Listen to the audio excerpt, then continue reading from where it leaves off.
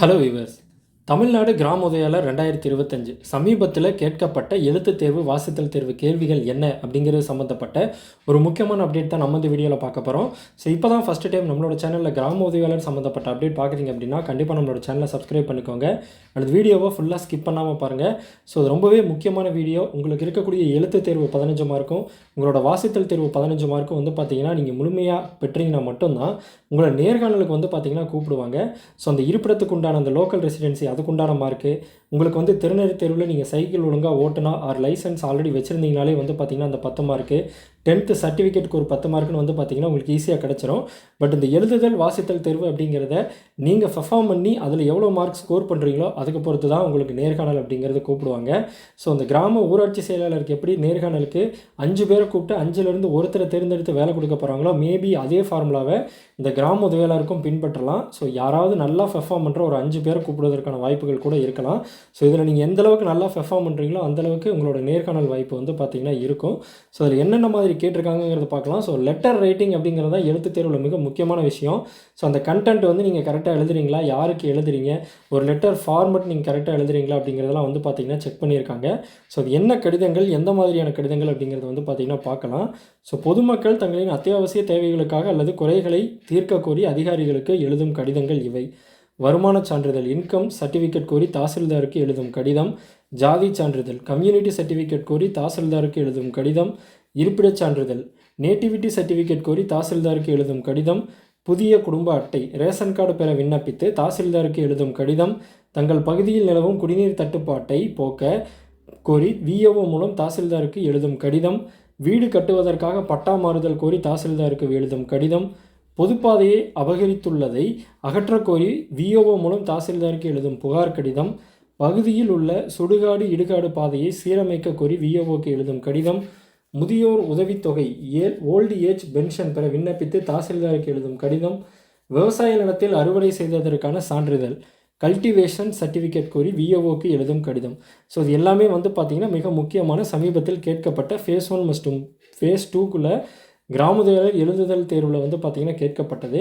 So இது மிகவும் முக்கியமானது. இப்போ நெக்ஸ்ட் நம்ம வந்து பார்த்திங்கன்னா இதை எக்ஸ்பேண்ட் பண்ணி இது எந்த மாதிரி எழுதணும் அப்படிங்கிறது வந்து பார்த்திங்கன்னா நம்ம செக் பண்ணலாம். ஸோ இதில் வந்து பார்த்திங்கன்னா ஃபஸ்ட்டு நம்ம வந்து பார்க்க போகிறது என்ன அப்படின்னு சொல்லி பார்த்திங்கன்னா வருமான சான்றிதழ் கோரி தாசில்தாருக்கு விண்ணப்பம். அதுதான் வந்து பார்த்திங்கன்னா நம்ம ஃபஸ்ட்டு பார்க்க போகிறோம். ஸோ கல்வி உதவித்தொகை பெறுவதற்காக வருமான சான்றிதழ் வேண்டி விண்ணப்பித்தல், இதுதான் பொருள். ஸோ அனுப்புனர் பெறுநர்லாம் வந்து பார்த்திங்கன்னா நீங்கள் நார்மலாக எழுதிருவீங்க. ஸோ அனுப்புனர்னால் நம்ம யாருக்கு அனுப்புகிறோமோ நம்மளோட டீட்டெயில்ஸு, பெறுநர்னால் அது யார் வாங்குகிறாங்களோ அவங்களோட டீட்டெயில்ஸ் வந்து பார்த்திங்கன்னா கொடுக்கணும். ஸோ இதில் அந்த கண்டென்ட் மட்டும்தான் வந்து பார்த்திங்கன்னா ரொம்ப முக்கியமானது. அது என்னங்கிறத பார்க்கலாம். மதிப்பிற்குரிய ஐயா அம்மா வணக்கம், நான் மேற்கண்ட முகவரியில் வசித்து வருகிறேன். எனது குடும்ப வருமானத்தை கொண்டு எனது மகன் மகள் அவர்கள் உயர்கல்வி படிக்க விண்ணப்பித்துள்ளால் கல்வி உதவித்தொகை பெறுவதற்கு வருமான சான்றிதழ் அவசியமாகிறது. எனது குடும்பத்தின் ஆண்டு வருமானம் ரூ. 72,000 ஆகும். எனவே எனது குடும்பத்தின் ஆண்டு வருமானம் வருமான தொகை என்பதை உறுதி செய்து எனக்கு உடனடியாக வருமான சான்றிதழ் வழங்குமாறு பணிவுடன் கேட்டுக்கொள்கிறேன். இத்துடன் இணைக்கப்பட்டுள்ளவை குடும்ப அட்டை நகல், ஆதார் அட்டை நகல், சுய விவர அறிக்கை. இடம் இப்படிக்கு தங்கள் உண்மையுள்ள இந்த மாதிரி எழுதுறது தான் வந்து பார்த்திங்கன்னா அதுக்குண்டான கண்டென்ட்டு. ரெண்டாவது வந்து பார்த்திங்கன்னா ஜாதி சான்றிதழ் கோரி தாசில்தாருக்கு விண்ணப்பம். அரசு வேலைவாய்ப்புக்காக வாரிசு அடிப்படையில் ஜாதி சான்றிதழ் கோருதல். அதுக்கு வந்து பார்த்திங்கன்னா இதே மாதிரி அனுப்புனர் பெறுநர்லாம் வந்து பார்த்திங்கன்னா நார்மலாக உங்களுக்கு தெரிஞ்சிருக்கும். நெக்ஸ்ட் வந்து பார்த்திங்கன்னா மதிப்பிற்கு இந்த கண்டென்ட் மட்டும் பார்ப்போம். ஸோ மதிப்பிற்குரிய ஐயா அம்மா வணக்கம், நான் மேற்கண்ட முகவரியில் வசித்து வரும் சமூகத்தை சேர்ந்தவர். அரசு வேலைவாய்ப்புக்கு விண்ணப்பிக்க எனக்கு ஜாதி சான்றிதழ் தேவைப்படுகிறது. எனது தந்தை அவர்கள் ஏற்கனவே அவரது ஜாதி பெயர் சமூகத்தை சேர்ந்தவர் என சான்றிதழ் பெற்றுள்ளார். அதன் நகல் இத்துடன் இணைக்கப்பட்டுள்ளது. எனவே எனது தந்தையின் வாரிசு அடிப்படையில் எனக்கு உடனடியாக ஜாதி பெயர் சமூகத்திற்கான ஜாதி சான்றிதழ் வழங்குமாறு பணிவுடன் கேட்டுக்கொள்கிறேன். தாங்கள் அளிக்கும் சான்றிதழ் எனக்கு வேலைவாய்ப்புக்கு உறுதுணையாக இருக்கும். இத்துடன் இணைக்கப்பட்டுள்ளவை தந்தையின் ஜாதி சான்றிதழ் நகல், குடும்ப அட்டை நகல், பள்ளி மாற்றுச் சான்றிதழ் டிசி நகல். ஸோ இந்த இடம் இப்படிங்கிறது வந்து பார்த்திங்கன்னா நார்மலாக லெட்டரில் எல்லா லெட்டர்லையும் எழுதுறது தான். மூணாவது இருப்பிடச் சான்றிதழ் கோரி தாசில்தாருக்கு விண்ணப்பம். இதுக்கு அனுப்புனர் பெறுநர் வந்து பார்த்திங்கன்னா எழுதிடுவோம். நெக்ஸ்ட்டு மதிப்பிற்குரிய ஐயா அம்மா வணக்கம், நான் கடந்த வருடங்களின் ஆண்டுகளாக மேற்கண்ட முகவரியில் நிரந்தரமாக வசித்து வருகிறேன். எனது மகனை படிப்பில் சேர்ப்பதற்காக அவர் இந்த வட்டாரத்தைச் சேர்ந்தவர் என்பதற்கான நிரந்தர இருப்பிடச் சான்றிதழ் அவசியமாகிறது. அதற்கான அனைத்து ஆவணங்களையும் ஆதார் அட்டை, வாக்காளர் அட்டை, பள்ளி சான்றிதழ்கள் இத்துடன் இணைத்துள்ளேன். எனவே எனது நிரந்தர இருப்பிடத்தை உறுதி செய்து உடனடியாக சான்றிதழை வழங்குமாறு தாழ்மையுடன் கேட்டுக்கொள்கிறேன். இத்துடன் இணைக்கப்பட்டுள்ளவை வாக்காளர் அட்டை நகல், ஆதார் அட்டை நகல், ரேஷன் அட்டை நகல், சுய விவர அறிக்கை. நெக்ஸ்ட் வந்து பார்த்திங்கன்னா புதிய குடும்ப அட்டை பெற விண்ணப்பித்து தாசில்தாருக்கு விண்ணப்பம். அதுக்கு வந்து பார்த்திங்கன்னா மதிப்பிற்குரிய ஐயா அம்மா, வணக்கம். நான் எனது கணவர் மற்றும் குழந்தைகளுடன் எனது பெற்றோரின் கூட்டு குடும்ப அட்டை எண்ணில் உறுப்பினராக இருந்தேன். தற்போது குடும்ப பிரிவினை காரணமாக நான் குடும்பமாக மேற்கண்ட முகவரியில் வசித்து வருகிறேன்.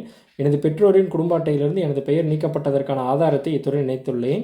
எனவே எனது குடும்பத்திற்கு தேவையான அத்தியாவசிய பொருட்களை பெற உடனடியாக எனது பெயரில் புதிய குடும்ப அட்டை வழங்க ஆவணம் செய்யுமாறு பணிவுடன் கேட்டுக்கொள்கிறேன். இத்துடன் இணைக்கப்பட்டுள்ளவை பழைய குடும்ப அட்டையிலிருந்து பெயர் நீக்கப்பட்டதற்கான சான்றிதழ், வீட்டு வரி ரசீது நகல், ஆதார் அட்டை நகல்கள். நெக்ஸ்ட் வந்து பார்த்திங்கன்னா குடிநீர் தட்டுப்பாட்டை போக்க கோரி விஏஓ மூலம் தாசில்தாருக்கு விண்ணப்பம். இது விஏஓ வந்து எழுதுகிற மாதிரி. ஸோ மூலம் மாண்புமிகு கிராம நிர்வாக அலுவலர் அவர்கள், கிராமத்தின் பெயர் கிராம நிர்வாக அலுவலகம், அது எந்த கிராம நிர்வாக அலுவலகமோ அந்த வட்டம் தாலுக்கா. ஸோ பெருநரில் எழுதிட்டு மதிப்பிற்குரிய ஐயா அம்மா, வணக்கம். நான் கிராமத்தின் நிரந்தரவாசி. எங்கள் கிராமத்தில் கடந்த 2 வாரங்களாக குடிநீர் விநியோகம் முற்றிலும் தடைபட்டுள்ளது. இதனால் சுமார் குடும்பங்கள் குடிநீருக்காக மிகவும் சிரமப்படுகின்றன. கோடைகாலம் நெருங்குவதால் நிலைமை மேலும் மோசமடையும் அபாயம் உள்ளது. கிராம மக்கள் வெளியூர்களிலிருந்து தண்ணீரை விலைக்கு வாங்கும் நிலைக்கு தள்ளப்பட்டுள்ளனர். எனவே நிலைமையின் தீவிரத்தை கருத்தில் கொண்டு உடனடியாக குடிநீர் விநியோகத்தை சீரமைக்கவோ அல்லது தற்காலிகமாக டேங்கர் லாரிகள் மூலம் குடிநீர் வழங்கவோ ஆவணம் செய்யுமாறு பணிவுடன் கேட்டுக்கொள்கிறேன். நெக்ஸ்ட் வந்து பார்த்திங்கன்னா பட்டா மாறுதல் கோரி தாசில்தாருக்கு விண்ணப்பம். ஸோ இதோட கண்டென்ட் வந்து பார்த்திங்கன்னா மதிப்பிற்குரிய ஐயா அம்மா, வணக்கம். கிராமம் புலையன் உட்பிரிவு எண்ணில் உள்ள சதுர அடி ஏக்கர் நிலம் எனது தந்தை பாட்டனாரின் பெயரில் பட்டா எண்ணில் இருந்தது. சட்டப்பூர்வமான பாகப்பிரிவினை ஆவணம் மூலம் அந்த நிலத்தின் ஒரு பகுதியான எனது பெயருக்கு வந்துள்ளது. அதற்கான பாகப்பிரிவினை ஆவணத்தின் நகல் மற்றும் முத்திரை தீர்வை ரசீது நகலை இத்துடன் இணைத்துள்ளேன். எனவே இணைக்கப்பட்டுள்ள ஆவணங்களை சரிபார்த்து மேற்படி நிலப்பரப்பை எனது பெயருக்கு பட்டா மாற்றம் செய்து புதிய பட்டாவை வழங்குமாறு பணிவுடன் கேட்டுக்கொள்கிறேன். இத்துடன் இணைக்கப்பட்டுள்ளவை பாகப்பிரிவினை பத்திரத்தின் நகல், அசல் பட்டா நகல், கிராம நிர்வாக அலுவலரின் அறிக்கை எண். நெக்ஸ்ட்டு பொதுப்பாதை ஆக்கிரமிப்பை அகற்றக்கோரி விஏஓ மூலம் தாசில்தாருக்கு புகார். அது வந்து பார்த்திங்கன்னா அதோட கண்டென்ட்டு, வணக்கம். எங்கள் கிராமத்தில் உள்ள தெருவில் உள்ள பொதுப்பாதையை என்பவர் ஆக்கிரமித்து வேலி அமைத்துள்ளார். இதனால் பாதையின் அளவு சுருங்கி பொதுமக்கள் மற்றும் பள்ளி செல்லும் குழந்தைகள் சிரமப்படுகின்றனர். இது குறித்து அவரிடம் பலமுறை சொல்லியும் அவர் கண்டுகொள்ளவில்லை. இந்த ஆக்கிரமிப்பால் பாதையின் புலையின் எல்லைகள் பாதிக்கப்பட்டுள்ளன.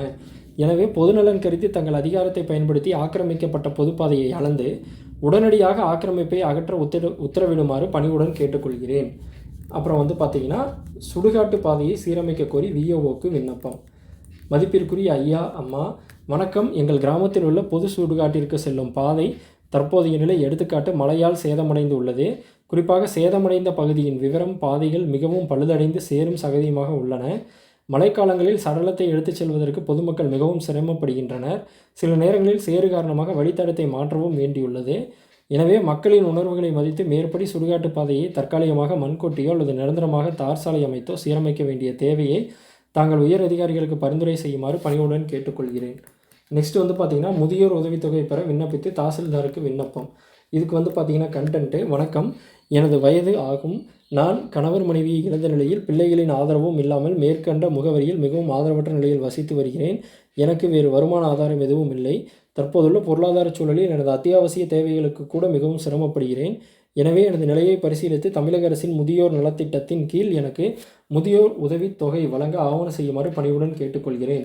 இத்துடன் இணைக்கப்பட்டுள்ளவை வயது சான்றிதழ், ஆதார் அட்டை நகல், வாரிசு சான்றிதழ் நகல், கிராமத்தின் பெயர். ஓகேங்களா. நெக்ஸ்ட் வந்து விவசாய நிலத்தில் அறுவடை செய்ததற்கான சான்றிதழ் கோரி விஏஓக்கு விண்ணப்பம். அதுக்கு வந்து பார்த்திங்கன்னா மதிப்பிற்குரிய ஐயா அம்மா, வணக்கம். நான் உங்கள் கிராமத்தில் உள்ள புலையன் மற்றும் உட்பிரிவு எண்ணில் உள்ள பரப்பளவு நிலத்தில் விவசாயம் செய்து வருகிறேன். இந்த நிலத்தில் பயிரிடப்பட்ட பயிரின் பயிரிட்டு கடந்த தேதி என்று அறுவடை செய்துவிட்டேன். இந்த பயிர் சாகுபடிக்கு நான் பயிர் காப்பீட்டு திட்டம் மூலம் காப்பீடு செய்திருந்தேன்.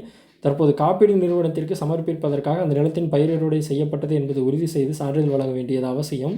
எனவே தாங்கள் தனது நிலத்தை ஆய்வு செய்து நான் அறுவடை செய்தேன் என்பதற்கான சான்றிதழை உடனடியாக வழங்குமாறு பணிவுடன் கேட்டுக்கொள்கிறேன். இந்த மாதிரி வந்து பார்த்திங்கன்னா ஒரு 10 லெட்டர் இது வரைக்கும் வந்து பார்த்திங்கன்னா சமீபத்தில் 2023 வந்து பார்த்திங்கன்னா கிராம உதவியாளர் நடந்ததுலன்னு சொல்லிட்டு நிறைய முறை இதே தான் ரிப்பீட்டடாக கேட்கப்படுது. ஸோ இதெல்லாம் தான் வந்து பேசிக்காக காமனாக தாசில்தாருக்கும் சரி, இல்லை விஏஓ மூலமாக தாசில்தாருக்கு அல்லது விஏஓக்கு எழுதப்படக்கூடிய கடிதங்கள். ஓகேங்களா. குடிநீர் வேணும்னு கேட்குறது, ஜாதி சான்றிதழ் கேட்குறது, வருமான சான்றிதழ் கேட்குறது, இப்போ நம்ம கடைசியாக பார்த்து அந்த விவசாய சர்டிஃபிகேட் கேட்குறது, இந்த மாதிரி பலவிதமான கடிதங்கள் இருக்குது. ஸோ அது எல்லாத்துக்கும் நம்ம இப்போ வந்து கண்டென்ட்டு பார்த்துருக்கோம். ஓகேங்களா. ஸோ அந்த கண்டென்ட்டு தான் நாளைக்கு உங்கள் எழுத்து தேர்வில் கேட்டாங்க அப்படின்னா நீங்கள் வந்து எழுதணும். ஓகேங்களா? ஸோ மேலும் கிராம உதவியாளர் சம்மந்தப்பட்ட அப்டேட்களுக்கு நம்மளோட சேனல் வீடியோஸ் தொடர்ந்து பாருங்கள். இந்த வீடியோ பிடிச்சிருந்தா உங்களோட ஃப்ரெண்ட்ஸ்க்கு ஷேர் பண்ணுங்கள். நம்மளோட சேனலை சப்ஸ்கிரைப் பண்ணுங்கள்.